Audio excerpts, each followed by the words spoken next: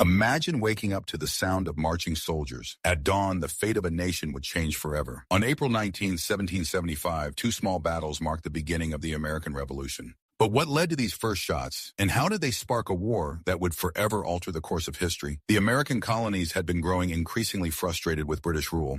By the mid-1770s, the colonies were on the brink of rebellion, and the British government was determined to suppress any uprising. In Massachusetts, tensions were especially high. The colonies were organizing militias, and colonial leaders like Samuel Adams and John Hancock were seen as dangerous rebels by the British. On the night of April 18, 1775, British General Thomas Gage ordered his troops to march from Boston to Lexington. The mission was clear: disarm the colonies before they could rise up. What the British didn't realize was that the colonists were already preparing. As the British soldiers advanced toward Lexington, a network of riders rushed to warn the militia. By the time the British reached Lexington at dawn, around 70 colonial militiamen were waiting for them on the village green.